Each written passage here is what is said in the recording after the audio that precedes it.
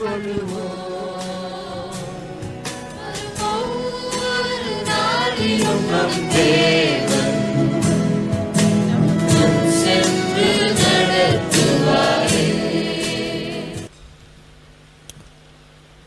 want to begin this service in the name of the Father, the Son, and the Holy Spirit. பிதா குமாரன் பரிசுத்தாவின் நாமத்தினாலே இந்த நாளிலே மாலை ஆராதனை துவங்க விரும்புகிறோம். I'll be meditating with you from Revelation chapter 4 and 5. இந்த நாளிலே வெளிப்படுத்தின விசேஷம் 4ஆம் அதிகாரம் 5ஆம் அதிகாரத்திலிருந்து உங்களோடு கூட நான் தியானிக்க விரும்புகிறேன். There is a specific reason why I come to the part of the Bible in this evening or today. இந்த நாளிலே ஏன் இந்த குறிப்பிட்ட வேத பகுதிக்கு வந்தேன் என்று சொல்லி உங்களுக்கு நான் சொல்ல விரும்புகிறேன். For the past many weeks I've been pondering and thinking and meditating about real worship. கடந்த அநேக வாரங்களாக உண்மையான ஆராதனை குறித்து தான் அநேக காரியங்களை குறித்து என்னுடைய இருதயத்திலே நான் தொடர்ந்து சிந்தித்துக் கொண்டிருந்தேன். I think many of you know our congregation is known for worship and the preaching of the word. உங்களில் அநேகருக்கு தெரிந்திருக்கும் நம்முடைய சபையானது ஆராதனைக்கும் பிரசங்கத்துக்கும் அதிகமாக சொல்லப்படுகிற ஒரு சபை என்று சொல்லி நீங்கள் நன்றாக அறிந்திருப்பீர்கள். But when people speak well about the worship times and the preaching of the word, ஆனால் தேவனுடைய வார்த்தையை பிரசங்கிப்பதை குறித்து ஆராதனை குறித்து ஜனங்கள் நம்மை குறித்து பாராட்டி சொல்லும் பொழுது still we have to come back periodically to the foundations of our congregation. இருந்தாலும் ஒவ்வொரு குறிப்பிட்ட நாளைக்கு பின்பதாக நம்முடைய சபையினுடைய ஆராதனையுடைய அஸ்திபாரத்துக்கு நாம் மறுபடியும் வந்தாக வேண்டும். That we hold everything that we are doing in the light of the Lord Jesus Christ. நாம் செய்கிற எல்லாமே இயேசுவினுடைய வெளிச்சத்துக்கு முன்பாக நாம் செய்கிறோமா என்று சொல்லி அதை சோதித்து பார்த்து சரி செய்து கொள்ள வேண்டும். You know, I have been watching this throughout the history of the Christian church. கடந்த நாட்களிலே இந்த கிறிஸ்தவ சபையினுடைய வரலாற்றை குறித்து நான் சிந்தித்துக் கொண்டிருந்தேன். When you read church history you will see this again and again and again. சபை வரலாற்றை குறித்து நீங்க வாசிக்கும் பொழுது மறுபடியும் இதை குறித்து நீங்கள் கேள்விப்படலாம். Something that was alive a few hundred years ago, சில வருடங்களுக்கு முன்பதாக ஜீவனுள்ளதாக இருந்த ஒரு காரியம், and then it is totally dead after a few centuries or a few decades. அல்லது சில 10 வருடங்களுக்கு பின்பதாக அல்லது சில 100 வருடங்களுக்கு பின்பதாக ஒரு நாளில் ஜீவனோடு இருந்தது இப்பொழுது மரித்து போயிருக்கும். You know, I like cathedrals very much.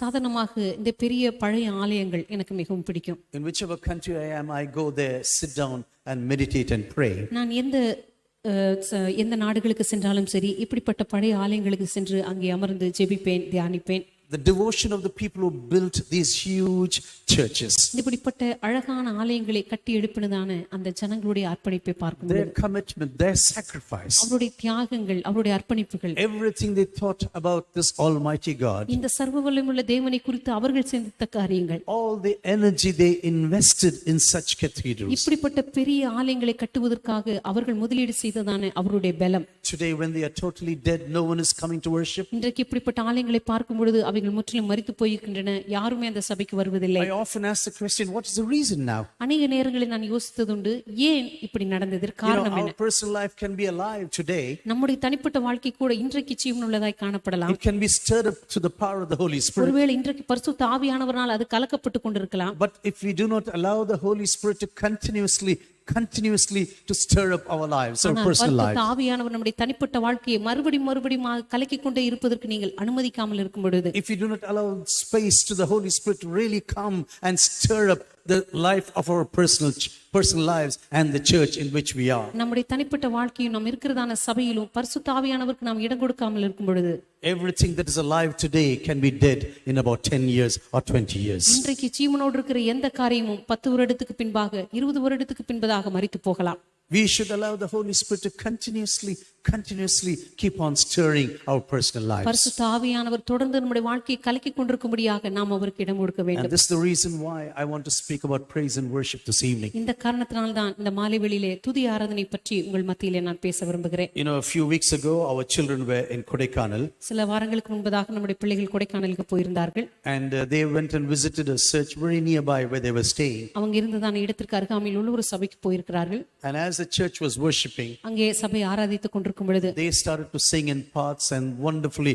they started to sing. அவங்க அந்த சபையார் துதித்துக் கொண்டிருக்கும் பொழுது நம்முடைய பிள்ளைகள் அவர்கள் எல்லாரும் இணைந்து அங்கே அவர்களோடு கூட பாட்ஸ் பாட ஆரம்பித்தார்கள், The துதிக்க pastor was there, totally stopped the whole service, and he began the worship once again, the song once again. அங்கிருந்ததான போதகர் அந்த பாடலை நிறுத்திவிட்டு மறுபடியும் ஒரு விசையாய் கூட அந்த பாடலை மறுபடியும் பாட And ஆரம்பித்தார். he said, Pastor, these children have been trained wonderfully, wonderfully. அவர் சொன்னார், பாஸ்டர், இந்த பிள்ளைகள் மிக அருமையாக பயிற்சி கொடுக்கப்பட்டிருக்கிறார்கள் என்று சொன்னார். It was so heavenly when they started to sing. That's what he said. பாடும் பொழுது அவ்வளவு பரலோகம் இறங்கி வந்தது போல இருந்தது என்று சொன்னார். I was very happy about our music team here. இங்க இருக்கிறதான நம்முடைய இசைக்குழுவை பற்றி எனக்கு மிகுந்த சந்தோஷம்.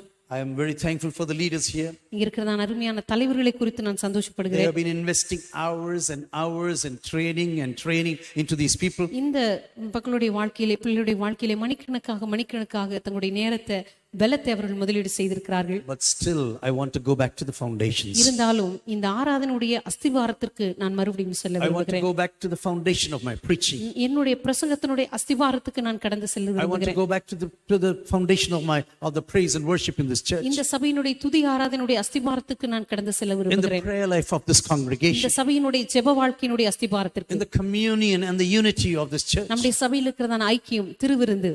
We can never sit back and say everything is right now. நம்ம எல்லாருமே ஏதோ சாதாரணமாக அமர்ந்து ஓய்வெடுத்துக் கொண்டு எல்லாமே நன்றாகத்தான் போய் கொண்டிருக்கிறது என்று சொல்ல முடியாது. If you are already satisfied with your personal spiritual life, உங்களுடைய தனிப்பட்ட ஆவிக்குரிய வாழ்க்கை குறித்து நீங்க ஏற்கனவே திருப்தி அடைந்திருந்தால், that is the beginning of your spiritual doom, I tell you. அதுதான் உங்களுடைய ஆவிக்குரிய வாழ்க்கையினுடைய கல்லறைக்கு ஆரம்பம். Please stand up in the presence of God now. தயவு செய்து தேவ பிரசன்னத்தில் எழுந்து நிற்பீர்களா? I want the entire chapter, Revelation chapter 4, to be read to us in the Tamil language. வெளிப்படுத்தின விசேஷம் 4ஆம் அதிகாரத்தை முழுவதுமாக நாம் வாசிக்க கேட்க போகிறோம். வெளிப்படுத்தின விசேஷம் 4ஆம் அதிகாரம். இவைகளுக்கு பின்பு இதோ பரலோகத்தில் திறக்கப்பட்டிருந்த ஒரு வாசலை கண்டேன். முன்னே எக்கால சத்தம் போல என்னுடனே பேச நான் கேட்டிருந்த சத்தமானது, இங்கே ஏறி வா, இவைகளுக்கு பின்பு சம்பவிக்க வேண்டியவைகளை உனக்கு காண்பிப்பேன் என்று விளம்பினது. உடனே ஆவிக்குள்ளானே. அப்பொழுது இதோ வானத்தில் ஒரு சிங்காசனம் வைக்கப்பட்டிருந்தது. அந்த சிங்காசனத்தின் மேல் ஒருவர் வீற்றிருந்தார். வீற்றிருந்தவர் பார்வைக்கு வச்சிரக்கல்லுக்கும் பதுமராகத்துக்கும் ஒப்பாயிருந்தார். அந்த சிங்காசனத்தை சுற்றி ஒரு வானவில் இருந்தது. அது பார்வைக்கு மரகதம் போல் தோன்றிற்று. அந்த சிங்காசனத்தை சூழ 24 சிங்காசனங்கள் இருந்தன. 24 மூப்பர்கள் வெண்வஸ்திரம் தரித்து தங்கள் சிரசுகளில் பொன்முடி சூடி அந்த சிங்காசனங்களின் மேல் உட்கார்ந்திருக்க கண்டேன். அந்த சிங்காசனத்திலிருந்து மின்னல்களும் இடிமுழக்கங்களும் சத்தங்களும் புறப்பட்டன. தேவனுடைய 7 ஆவிகளாகிய 7 அக்கினி தீபங்கள் சிங்காசனத்துக்கு முன்பாக எரிந்து கொண்டிருந்தன. அந்த சிங்காசனத்துக்கு முன்பாக பளிங்கு கொப்பான கண்ணாடி கடல் இருந்தது. அந்த சிங்காசனத்தின் மத்தியிலும் அந்த சிங்காசனத்தை சுற்றிலும் 4 ஜீவன்கள் இருந்தன. அவைகள் முன்புறத்திலும் பின்புறத்திலும் கண்களால் நிறைந்திருந்தன. முதலாம் ஜீவன் சிங்கத்திற்கு ஒப்பாகவும், 2ஆம் ஜீவன் காளைக்கு ஒப்பாகவும், 3ஆம் ஜீவன் மனுஷ முகம் போன்ற முகமுள்ளதாகவும், 4ஆம் ஜீவன் பறக்கிற கழுகுக்கு ஒப்பாகவும் இருந்தன. அந்த 4 ஜீவன்களிலும் ஒவ்வொன்று அவ்வாறு சிறகுளைவுகளும் சுற்றிலும் உள்ளேயும் கண்களால் நிறைந்தவளுமாயிருந்தன. அவைகள் இருந்தவரும் இருக்கிறவரும் வருகிறவருமாகிய சர்வவல்லமுள்ள தேவனாகிய கர்த்தர் பரிசுத்தர் பரிசுத்தர் பரிசுத்தர் என்று இரவும் பகலும் ஓய்வில்லாமல் சொல்லிக் கொண்டிருந்தன. மேலும் சிங்காசனத்தின் மேல் வீற்றிருந்து சதா காலங்களிலும் உயிரோடு இருக்கிறவருக்கு அந்த ஜீவன்கள் மகிமையும் கனத்தையும் ஸ்தோத்திரத்தையும் செலுத்தும் போது 24 மூப்பர்களும் சிங்காசனத்தின் மேல் வீற்றிருவருக்கு முன்பாக வணக்கமாய் விழுந்து சதா காலங்களிலும் உயிரோடு இருக்கிறவரை தொழுது கொண்டு தங்கள் கிரீடங்களை சிங்காசனத்துக்கு முன்பாக வைத்து, கர்த்தாவே, தேவரீர் மகிமையையும் கனத்தையும் வல்லமையையும் பெற்றுக்கொள்ளுகிறதற்கு பாத்திரராயிருக்கிறீர். நீரே சகலத்தையும் சிருஷ்டித்தீர். உம்முடைய சித்தத்தினாலே அவைகள் உண்டாயிருக்கிறவர்களும் சிருஷ்டிக்கப்பட்டவைகளுமாய் இருக்கிறது என்றார்கள். ஆமேன். You may be seated. நீங்கள் அமர்ந்து கொள்ளலாம். You know, when you come to this last book of the Word of God, இந்த தேவனுடைய புத்தகத்தினுடைய கடைசி புத்தகத்துக்கு நீங்கள் வரும் பொழுது, I think many people, some of the greatest men of God, refused to write even commentaries on this book.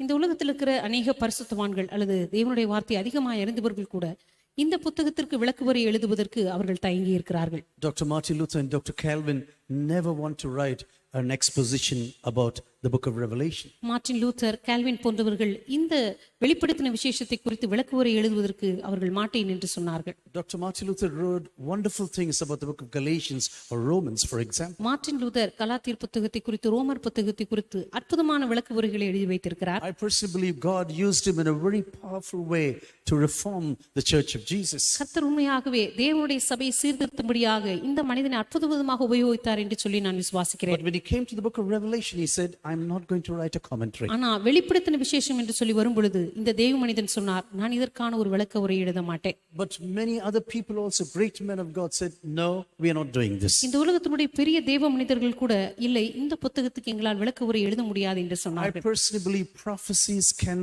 be really revealed about the truthfulness only when things begin to happen. தனிப்பட்ட விதத்தில் நம்புகிற காரியம் என்னவென்று சொன்னால், ஒரு தீர்க்க தரிசனம் என்று சொல்லும் பொழுது அது எப்பொழுது நடைபெறுகிறதோ அப்பொழுதுதான் அதனுடைய உண்மை தன்மையை நாம் கண்டு உணர முடியும். You know, there are certain books in the Bible I rarely preach, to be very honest with you. வேதத்திலே அநேக புத்தகங்களை உண்மையாக உங்களிடத்தில் சொல்ல போனால் சில புத்தகங்களை குறித்து பிரசங்கிக்கவே நான் யோசித்திருக்கிறேன். The first chapter of John, for example, is too holy for me to even preach on that. அதே போல யோவான் எழுதின சுவிசேஷத்தினுடைய முதல் அதிகாரத்துக்கு வரும் பொழுது அந்த புத்தகம் எனக்கு மிகவும் பரிசுத்தமுள்ள ஒரு புத்தகம் என்று சொல்லி யோசிக்கிறபடினாலே After I finished my studies, everything, all my training, many years, I never touched the first chapter. நான் இறையியல் படித்த பின்பு அநேக வருஷங்கள் தேவனுடைய வார்த்தையை வாசித்த பின்பு கூட இந்த யோவான் முதலாம் அதிகாரத்தை குறித்து பிரசங்கிப்பதற்கு மிகவும் நான் யோசித்திருக்கிறேன். Or John 17, the prayer of Jesus. அல்லது இயேசு கிறிஸ்துவினுடைய ஜெபமாகிய யோவான் 17ஆம் அதிகாரம். Or even after the first 3 chapters of Revelation is okay. அல்லது வெளிப்படுத்தின விசேஷத்தினுடைய முதல் 3 அதிகாரங்கள் பரவாயில்லை. On the last 3 chapters are okay. அல்லது கடைசி 3 அதிகாரங்கள் பரவாயில்லை. But in between, sometimes I have a real holy fear to even speak upon these chapters. ஆனா அதற்கு நடுவே இருக்கிறதான அதிகாரங்களை பற்றி வாசிக்கும் பொழுது, சிந்திக்கும் பொழுது உண்மையாகவே அதை குறித்து பிரசங்கிப்பதற்கு எனக்கு ஒரு பரிசுத்த பயம் உண்டு. When you look into the praise and worship of heaven today, பரலோகத்தில் இருக்கிறதான துதி ஆராதனையை இன்றைக்கு நீங்கள் நோக்கி பார்க்கும் பொழுது, you know, we are getting prepared for an eternal worship session in heaven one day. பரலோகத்திலே நித்தியமாக தேவனை ஆராதிப்பதற்கான ஒரு காரியத்திற்காக நாம் இப்பொழுது ஆயத்தப்பட்டு கொண்டிருக்கிறோம். The first 9 months of our lives in the womb of our mothers, நம்முடைய தாயின் வயிற்றிலே நாம் இருக்கிறதான இந்த முதல் 9 மாதங்கள் it prepared us for the life on this planet earth. இந்த உலகத்திலே வாழ்வதற்காக நம்மை ஆயத்தப்படுத்துகிற ஒன்றாய் காணப்படுகிறது. And this life on the earth right now, அதே போல இந்த உலகத்திலே வாழ்கிறதான இந்த வாழ்க்கை, it is preparing us for the heaven that is yet to come. இது நாம் வரப்போகிறதான பரலோகத்திற்காக நம்மை ஆயத்தப்பட வைக்கக்கூடிய ஒரு இடமாய் காணப்படுகிறது. My dear and sisters, when you look into our lives today, இந்த கருமையான சகோதர சகோதரிகளே, இன்றைக்கு நம்முடைய வாழ்க்கையை நாம் நோக்கி பார்க்கும் பொழுது we are really only sojourners on the planet right now. இந்த உலகத்திலே நாம் ஒரு பரதேசிகளாகத்தான் சஞ்சரித்துக் கொண்டிருக்கிறோம். God said to Abraham like this, கர்த்தர் ஒரு நாள் ஆபிரகாமை பார்த்து இப்படி சொன்னார், be prepared to live in tents and be prepared to just move on with me. நீ கூடாரத்திலே வசிக்கவும் என்னோடு கூட தொடர்ந்து நடக்கவும் நீ ஆயத்தமாயிரு. And you are going to be a complete stranger to this world. இந்த உலகத்திலே முற்றிலுமாக நீ ஒரு பரதேசியாகத்தான் இருக்க போகிறாய். No one is going to understand you. இந்த உலகத்திலே எவரும் உன்னை புரிந்து கொள்ள போவதில்லை. Because you are a stranger, complete stranger in the ஏனென்றால் planet. இந்த உலகத்திலே நீ முற்றிலுமாக ஒரு பரதேசியாயிருப்பாய். When you look into the book of Revelations once again, இந்த வெளிப்படுத்தின விசேஷத்தை நீங்கள் நோக்கி it பார்க்கும் பொழுது speaks about the throne of God at least 43 times. கிட்டத்தட்ட ஒரு 43 முறையாவது தேவனுடைய பரலோகத்தை குறித்து இது பேசுகிறது. And in these chapters 4 and 5, you read about the throne of God at least 17 times. வெளிப்படுத்தின விசேஷம் 4:5 கிட்டத்தட்ட 17 முறையாவது நீங்கள் சிங்காசனம் என்கிறதான வார்த்தையை நீங்கள் வாசிக்கலாம். It speaks about shouting and a huge multitude. அது திரள் கூட்டமான ஆரவாரத்தை குறித்து பேசுகிறது. It is like a thunder. That is what you listen when you read about the heavens. அது இடி முழக்கங்களை குறித்து சொல்லுகிறது. பரலோகத்திலே காணப்படுகிறதான சத்தங்களை குறித்து சொல்லுகிறது. It is a lightning and a thunder, for example. அங்கே இருக்கிறதான இடி முழக்கங்கள், மின்னல்களை குறித்து சொல்லுகிறது. Multitudes and multitudes of people. அங்கே திரளான ஜனங்களுடைய ஆரவார சத்தத்தை குறித்து சொல்லுகிறது. First of all, you and I must know heaven is a very, very loud place. முதலாவது நீங்களும் நான் அறிந்து கொள்ள வேண்டிய ஒரு காரியம், பரலோகமானது முற்றிலும் சத்தத்தினால் நிறைந்த ஒரு இடம். Some people sometimes say like this. சில நேரங்களில் சிலர் இப்படி சொல்லுவார்கள். One lady met me here who knew me as a little boy here in Subramanipuram. சுப்பிரமணியபுரத்திலே நான் சிறுவனாய் இருந்த பொழுதிலிருந்து என்னை அறிந்திருந்ததான ஒரு சகோதரி இருந்தார்கள். I stopped and I started to talk to her. நான் அவர்களை நிறுத்தி அவளோடு கூட பேசிக் கொண்டிருந்தேன். And I said, why don't you come to our congregation? நான் அவரிடத்தை கேட்டேன், ஏன் நீங்க எங்க சபைக்கு வர்றதில்லை? Hey, அத மட்டும் பேசாதடா. That's what she said. அவங்க சொன்னாங்க, இப்படி என்னிடத்துல சொன்னாங்க. I said, why? should I not invite you to our congregation? ஏன் எங்க சபைக்கு உங்களை நான் அழைக்க கூடாதா என்று கேட்டேன். She said, your congregation is so loud. அவங்க சொன்னாங்க, உங்க சபை எப்பவுமே ரொம்ப சத்தமா இருக்கு.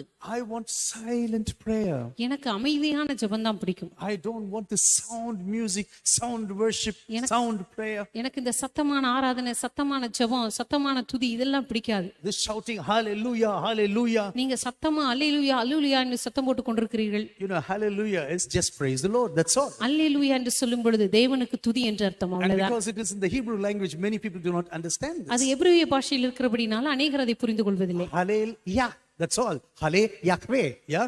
Yahweh, Jehovah, that's what we will say in English. Jehovah தேவனுக்கு துதி என்று சொல்வதுதான் அதனுடைய அர்த்தம். Hallelujah means hallelujah, that's all. Praise the Lord.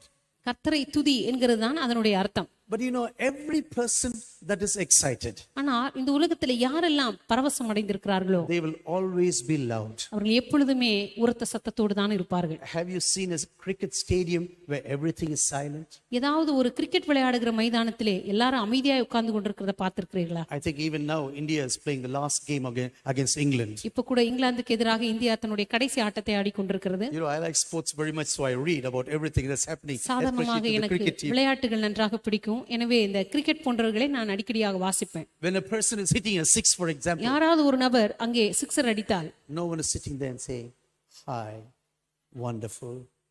No one tells like this. யாராவது அங்க விளையாட்டுல சிக்ஸர் அடித்தா பரவாயில்லையே, இவர் கூட சிக்ஸர் They'll அடிச்சிட்டாரு, be standing up, raising their hands and shouting. அவங்க உடனே எழுந்து நின்று கையை உயர்த்தி சத்தம் போட்டு சந்தோஷப்படுவாங்க. They will be shouting more than the fellow who really hit the six. உண்மையா சிக்ஸர் அடித்தவரை காட்டிலும் இவங்க அதிகமா இங்க சந்தோஷப்பட்டு Then கொண்டிருப்பாங்க. they will be jumping around more than the fellow who hit the six boundary or something like that. அங்க six அடித்தவரை காட்டிலும் இவர்கள் அதிகமாக உற்சாகம் அடைவார்கள். I tell you, if you don't like noise and sound, உங்களுக்கு சத்தமோ அல்லது உரத்த சத்தமோ பிடிக்கவில்லை என்று சொன்னால் please don't come to heaven. தயவு செய்து பரலோகத்துக்கு வராதீங்க. You know, I do not know whether you know much about me. உங்களுக்கு என்னை பற்றி அதிகமாக தெரியுமா என்று எனக்கு தெரியவில்லை. I don't like huge crowds. சாதாரணமாக எனக்கு பெரிய கூட்டங்கள் பிடிக்காது. I like to speak with people very much.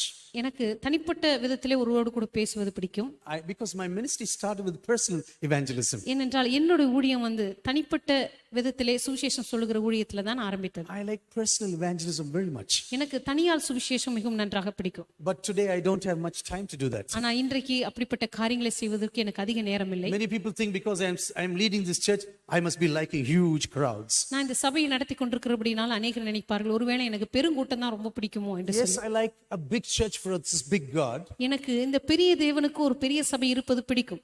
But I feel very comfortable with few people or individual conversations. ஆனால் சில பேரோடு கூட அல்லது தனிப்பட்ட நபரோடு கூட பேசுவதெல்லாம் எனக்கு அதிக விருப்பம் உண்டு. அதில் தான் நான் அதிக நன்றாக உணர்கிறேன். To listen to what they are going through in their lives. அவங்க தனிப்பட்ட வாழ்க்கையில எந்த பாதையின் வழியாய் போகிறார்கள் என்று அறிந்து கொள்ள விரும்புகிறேன். Especially when they are going away from God. விசேஷமாக தேவனை விட்டு அவங்க தூர செல்லும் பொழுது To encourage them to come back to Jesus. அவங்களை உற்சாகப்படுத்தி இயேசுவினிடத்திற்கு அவர்களை திரும்ப வர சொல்லுவது. You know, one day I met Pawson, David Pawson, one day in London airport. ஒரு நாள் லண்டன் ஏர்போர்ட்ல டேவிட் பாசன் அவர்களை சந்தித்தேன். He's a big man of God. He's a big teacher. He died recently. அவர் மிகப்பெரிய ஒரு வேத போதகர். சமீபத்தில் தான் இறந்து போனார். I just had 2 hours to meet him, so he said, "Okay, I will drive to the airport to meet you." அவர் சொன்னார் 2 மணி நேரங்கள் எனக்கு நேரம் உண்டு, அதனால் உன்னை சந்திக்கலாம் என்று சொன்னபடினாலே நான் விமான நிலையத்துக்கு சென்றேன். And during this conversation, I told him, "David, I'm so sad." அந்த கலந்துரையாடலின் போது நான் சொன்னேன், டேவிட், நான் உண்மையாகவே வருத்தத்தோடு இருக்கிறேன். I destroyed many years of my lives arguing against the Bible. என்னுடைய வாழ்க்கையினுடைய ஏராளமான நாட்களை வேதத்துக்கு விரோதமாக வாக்குவாதம் பண்ணி அவங்களெல்லாம் நான் வீணடித்து போட்டேன்.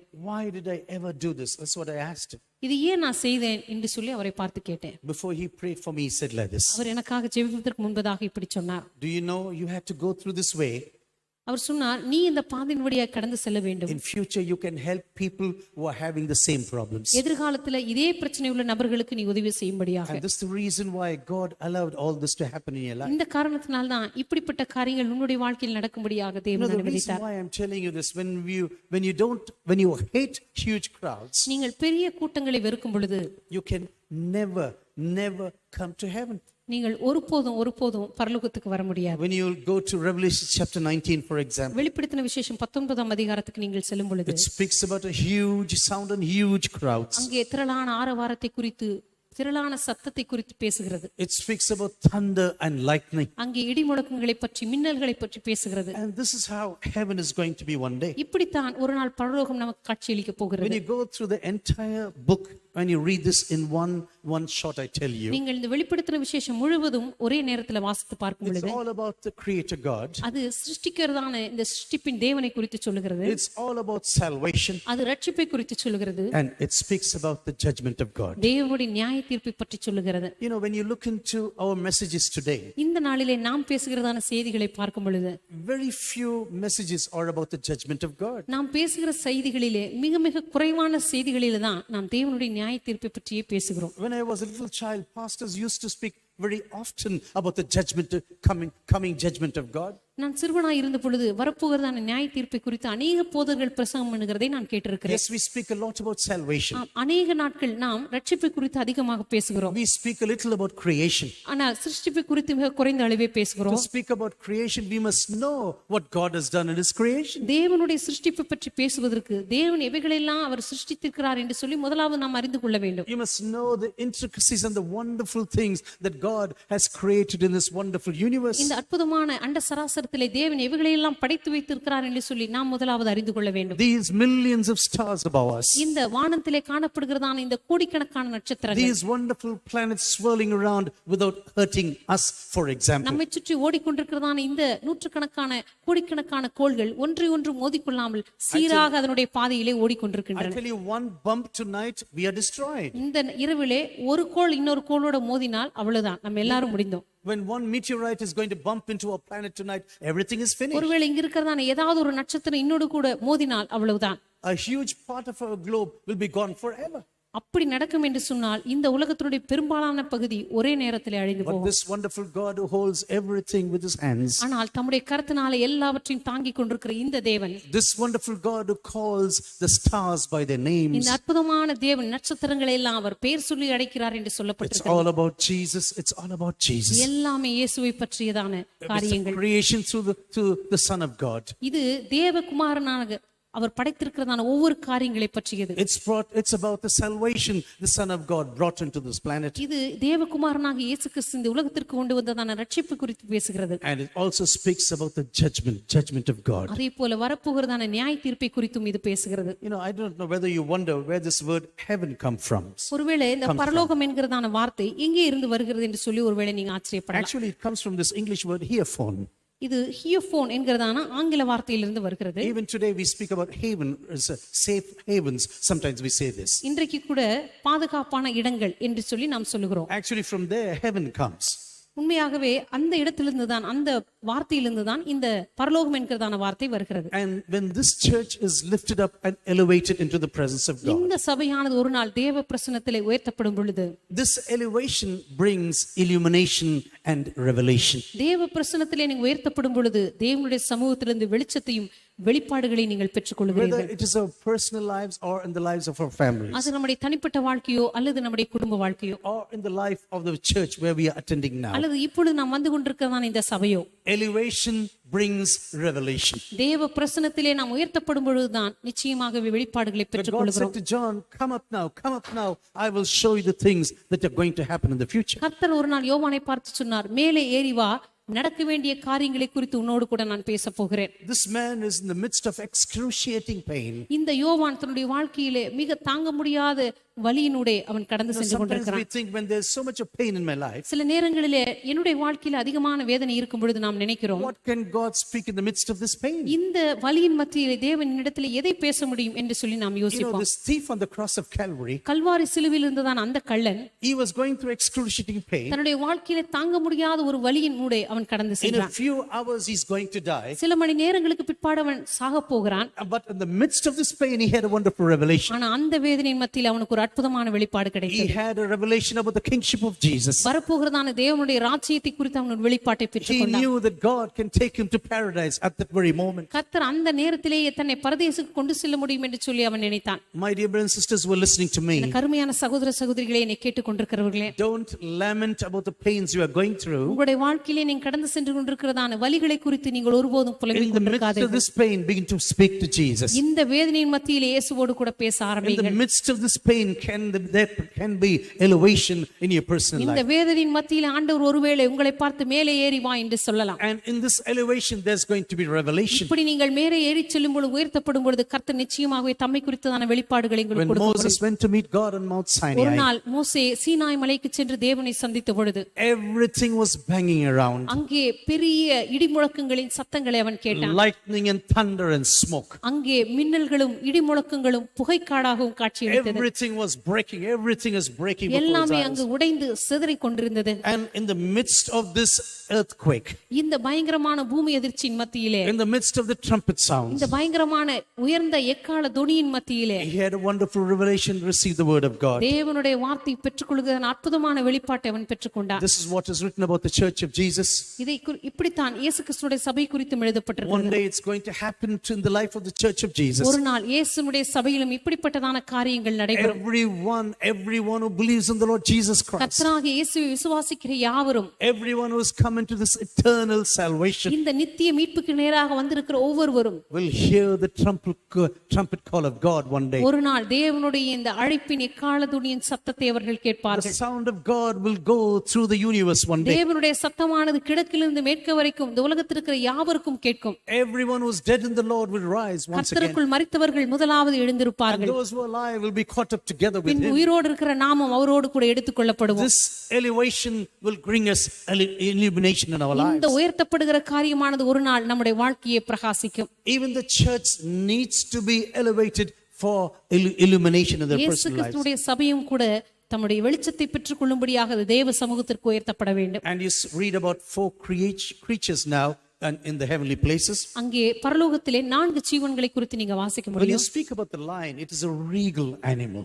அங்கே சொல்லுகிறதான சிங்கமுகம் என்கிறதான இந்த மிருகமானது, It's all powerful. It is called to reign in the forest. அது இந்த சிங்கமானது எப்பொழுதுமே ராஜாவாக அது ஆளுகை செய்யக்கூடிய வல்லமை உள்ள ஒரு மிருகம் என்று Or when சொல்லலாம். you speak about the ox or the bull, for example, அல்லது அங்கே சொல்லப்படுகிறதான காளை முகம் என்கிறதான it's உருவம், a symbol of sacrifice that brought forth salvation. அது நமக்கு ரட்சிப்பை கொடுக்கக்கூடிய பலிக்கான அடையாளம் என்று சொல்லலாம். But it's also an animal of total strength. அதே போல மிகவும் பலமுள்ள ஒரு மிருகம் என்று He சொல்லலாம். also saw the face of a man. அதே போல மனித உருவமுள்ள ஒரு முகத்தையும் யோவான் பார்த்தான். You know, Dr. Karl Barth was a wonderful theologian.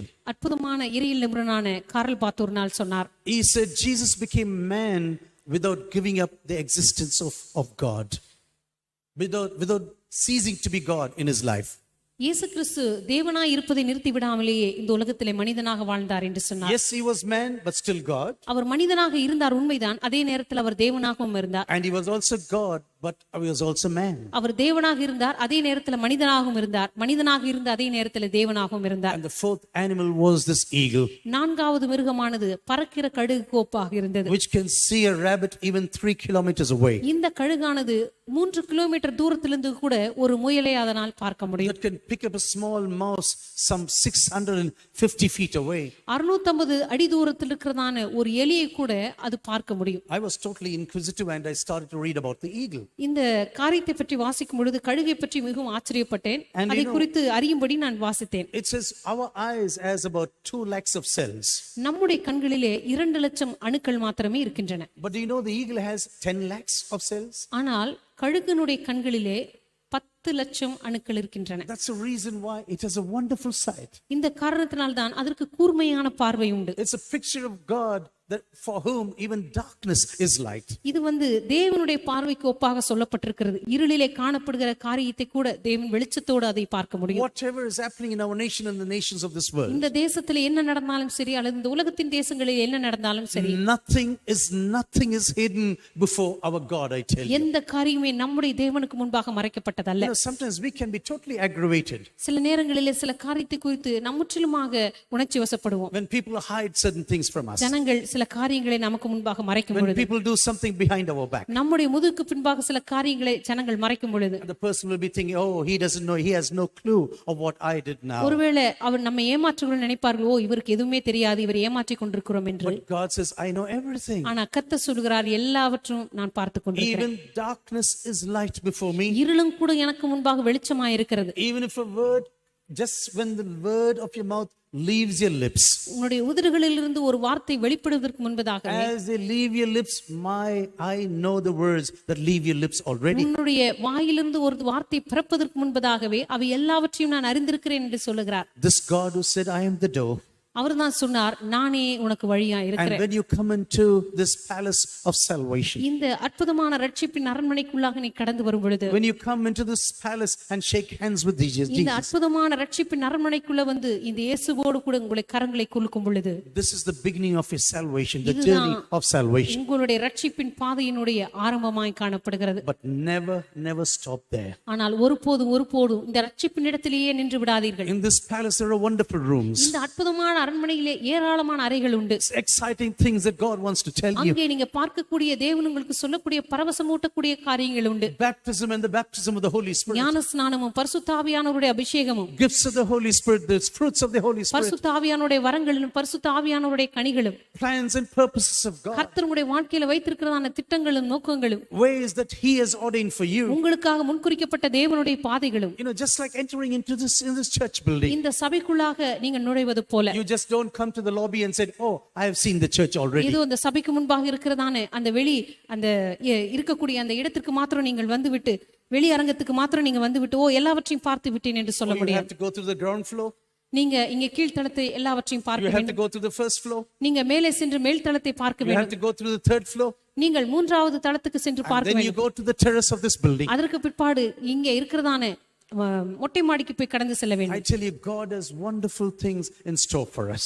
கர்த்தர் நமக்காக பெரிய காரியங்களை வைத்திருக்கிறார். You know, when you speak about the door, நீங்கள் வாசல் என்று சொல்லும் பொழுது, I have seen one verse, Revelation chapter 3:20, being misused all across the nations. வெளிப்படுத்தின விசேஷம் 3ஆம் அதிகாரம் 20வது வசனத்திலே சொல்லப்படுகிறதான இந்த வார்த்தை, Lo, I stand before the door and knock the door now. இதோ வாசற்படியில் நின்று தட்டுகிறேன் என்கிறதான இந்த வசனம் அநேகர் தவறாக பயன்படுத்துகிறார்கள். Very often I've seen people use this for evangelism. இந்த வசனத்தை சொல்லி அநேகர் சொல்வார்கள், இது சுவிசேஷத்திற்காக No, it பயன்படுத்தப்படுகிற has வசனம் என்று. nothing to do with evangelism. இல்லை, சுவிசேஷத்திற்கும் இதற்கும் சம்பந்தம் இல்லை. God is speaking these words to a blind church. இந்த வார்த்தைகளை கர்த்தர் குருட்டுத்தனமாய் இருக்கிறதான ஒரு சபைக்கு பேசினதான வார்த்தைகள். Jesus doesn't attend the church, கர்த்தர் அந்த சபைக்குள்ள கர்த்தரால நுழைய முடியவில்லை. but this church is so blind that they do not even know that Jesus is not there. அந்த சபை அவ்வளவு குருட்டுத்தனமாய் இருந்தபடியினாலே இயேசு கிறிஸ்து அந்த சபையிலே இல்லை என்பதை கூட அவர்கள் உணராமல் இருந்தார்கள். He says, I am knocking at the door. அவர் சொன்னார், நான் வெளியே நின்று கதவை தட்டிக் கொண்டிருக்கிறேன். If one man hears my voice ஒருவன் என் சத்தத்தை கேட்டு and கதவை if he திறந்தான், opens the door, அவன் கதவை திறந்தால், this is the beginning of unity and real salvation.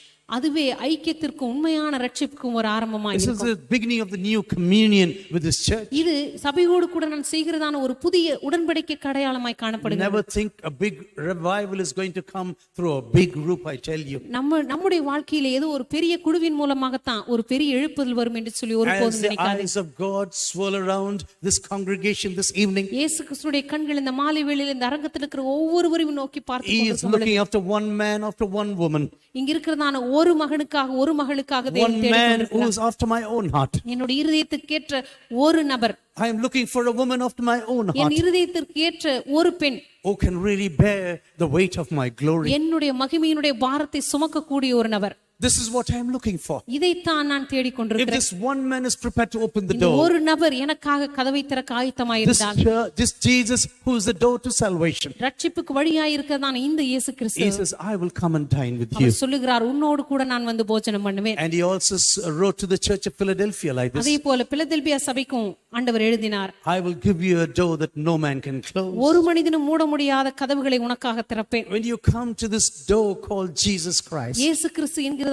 கதவினிடத்திற்கு நீங்கள் வரும் பொழுது, and when you live for His plans and His purposes, அவருடைய திட்டங்களுக்காக அவருடைய நோக்கங்களுக்காக நீங்கள் ஜீவிக்கும் பொழுது, when you say, Lord, let my plans die, ஆண்டவரே என்னுடைய திட்டங்கள் சாகட்டும் என்று நீங்க Lord, சொல்லும் let பொழுது, my own purposes die, ஆண்டவரே என்னுடைய சொந்த திட்டங்கள் என்னுடைய நோக்கங்கள் லட்சியங்கள் சாகட்டும் என்று சொல்லும் Lord, பொழுது, let my own kingdom die, ஆண்டவரே என்னுடைய சொந்த ராஜ்யம் சாகட்டும் என்று சொல்லும் Lord, பொழுது, let my own plans die. ஆண்டவரே என்னுடைய சொந்த திட்டங்கள் சாகட்டும் என்று சொல்லும் பொழுது, For me, your plans and purposes are very important. ஆண்டவரே என்னை பொறுத்தவரை உம்முடைய திட்டங்களும் நோக்கங்களுமே மேன்மையானவை. Once I was attending a church about 4,000 people in Nashville, Tennessee, USA.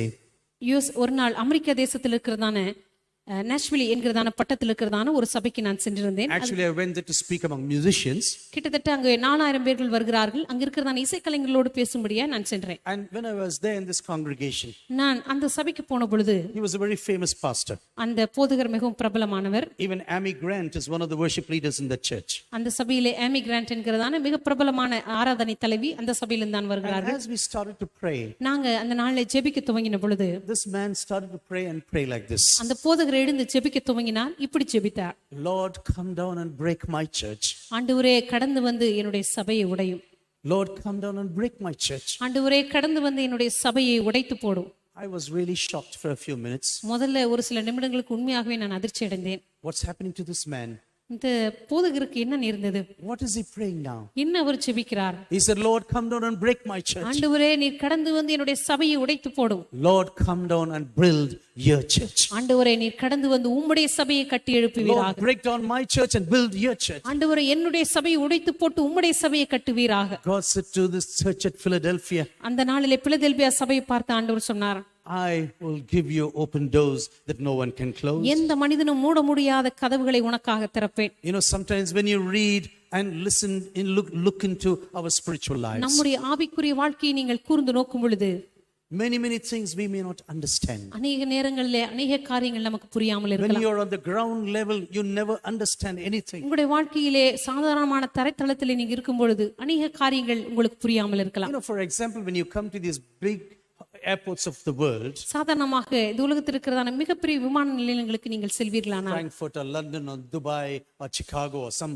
place like this, ஒருவேளை துபாயிலேயோ பிராங்க்ஃபர்ட்லயோ அல்லது சிகாகோவிலேயோ நீங்க போனீங்கன்னு சொன்னா, you stand before these huge glass windows அங்க இருக்கிறதான பெரிய பெரிய கண்ணாடி ஜன்னல்களுக்கு முன்பாக நீங்க நிற்கும் பொழுது and you wonder about the thousands of people moving around. ஆயிரக்கணக்கான ஜனங்கள் அங்கும் இங்கும் போய் கொண்டிருப்பார்கள். In Frankfurt, every 1 minute, one plane lands or takes off. Frankfurt விமான நிலையத்துக்கு போனீங்கன்னு சொன்னா ஒரு நிமிடத்துக்கு ஒரு முறை ஒரு விமானம் தரையிறங்கும், ஒரு விமானம் மேலேறும். Sometimes I wonder the wisdom that God has given man. மனுஷனுக்கு கொடுத்த தேவனுடைய ஞானத்தை பற்றி உண்மையாகவே நான் ஆச்சரியப்படுவேன். Every minute, one plane.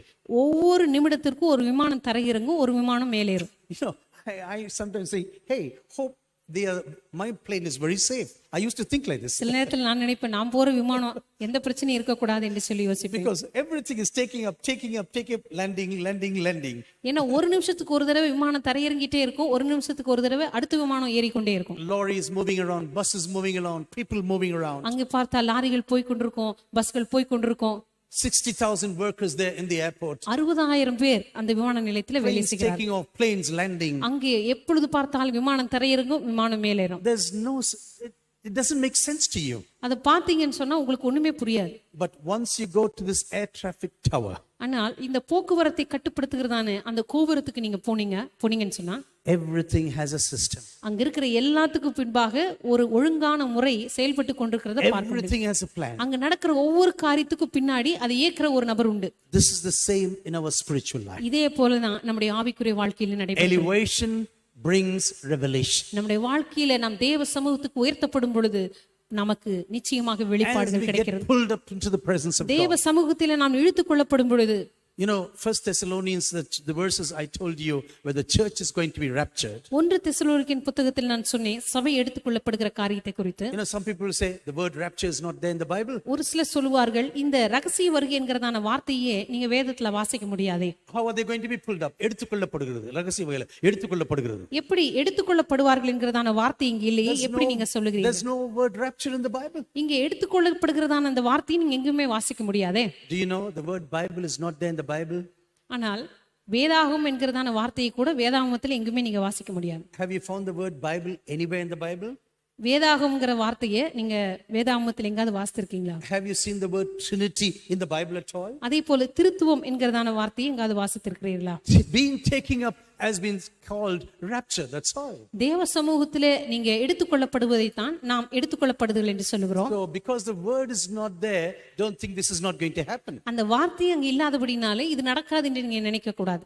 You know, when you come closer to God, நீங்க தேவ சமூகத்திற்கு நெருங்கி வரும் பொழுது, when God pulls you up to his holy presence, கர்த்தர் தம்முடைய பரிசுத்த பிரசன்னத்துக்கு நேராக நம்மை இழுத்துக் கொள்ளும் பொழுது, there's a lot of spiritual illumination உங்களுடைய வாழ்க்கையில் அநேக ஆவிக்குரிய பிரகாசமாக்குதல் நடைபெறலாம். God begins to reveal the secrets of its heart to you. கர்த்தர் தம்முடைய இருதயத்தினுடைய ரகசியங்களை உங்களுக்கு வெளிப்படுத்த தொடங்குவார். Everything that we have been expecting and praying for, உங்களுடைய வாழ்க்கையில் எந்தெந்த காரியங்களை எல்லாம் எதிர்பார்த்து நீங்க ஜெபித்துக் கொண்டிருக்கிறீர்களோ, everything we've been waiting for all throughout our life, எந்தெந்த காரியங்களுக்கெல்லாம் நீங்க ஜெபித்து உங்களுடைய வாழ்க்கை முழுவதும் காத்து கொண்டிருக்கிறீர்களோ, millions and millions of people whose knees are bowed down before the throne of Jesus. ஒரு நாள் தேவனுடைய பிரசன்னத்துக்கு முன்பாக கோடிக்கணக்கான ஜனங்களுடைய முழங்கால்கள் முடங்கும். Every tongue confessing that He is the Lord. எல்லா நாவுகளும் இயேசுவே கர்த்தர் என்று அறிக்கையிடும். Either you're going to confess that today, ஒன்று இன்றைக்கு இயேசுவே கர்த்தர் என்று நீங்கள் அறிக்கையிடுவீர்கள். you can do this by yourself this evening. இன்றைக்கு நீங்களாகவே அதை செய்யலாம். But if you don't do this tonight, ஆனால்